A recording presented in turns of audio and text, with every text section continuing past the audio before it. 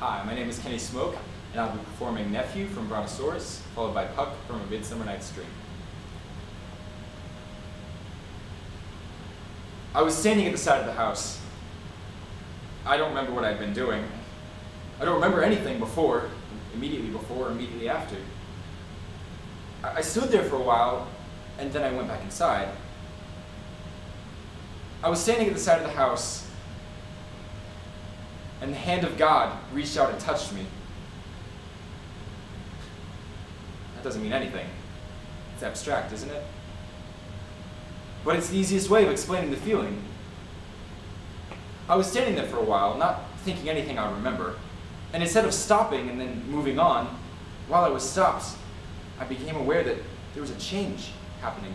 Like something was physically happening inside my body. Some vibrating sensation through my body that raised me or made me feel like I was growing, like perhaps a chemical change were occurring.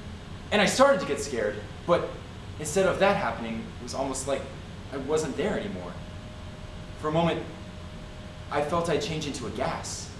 Like I was spreading, thinning out, being led over the world or shown the world, thinning out to absorb it all. I could hear people speaking in languages I understood but had never heard before. I could hear bells. No, I couldn't actually hear anything, but I seemed to know about bells in church towns in France, and people getting up at the first light to go to work, people walking through streets, people shopping. I didn't see them, I wasn't shown them, I just knew them. Because spreading out or thinning out or whatever it was, I became them. An old woman dying in a geriatric ward of a hospital, twins being born in an Orient, a boy my age in India whose job was to swing the censer with incense in a Catholic church. I didn't know them, I was them, I was they. They were me. We were all the same stuff, same regenerating impulse. And spreading out, thinning out to take it in, to find myself, to find out who I was or where I'd come from.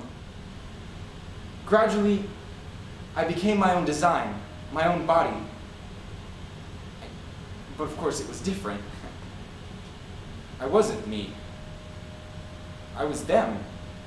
I was they. Which is grammatically correct. I hadn't tried to explain the experience before, but you asked.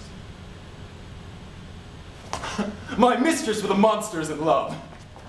Oh, near her close and consecrated bower, while she was in her dull and sleeping hour, a crew of patches, rude mechanicals, who worked for bread upon Athenian stalls, were met together to rehearse a play intended for great Theseus' nuptial day. The shallowest thick-skin of that barren sort, who Pyramus presented in their sport, forsook his scene and entered in a break, when I did him at this advantage take. An ass's knoll I fixed upon his head. Oh, anon his Thisbe must be answered, and forth my mimic comes. When him they spy, as wild geese that the creeping fowler eye, or russet-painted chuffs minion sort, rising and cawing at the gun's report, sever themselves and madly sweep the sky. Oh, and so at his sight away his fellows fly. And at our stump here, o'er and o'er and falls, he murder cries and help from Athens calls. Their sense thus weak, lost with their fears thus strong, made senseless things begin to do them wrong. For thorns and briars at their apparel catch, some hats, some sleeves, from here does all things snatch. I led them on in this distracted fear, and left sweet Pyramus translated there. When, in that moment, so it came to pass, Titania waked, and straightway loved an ass.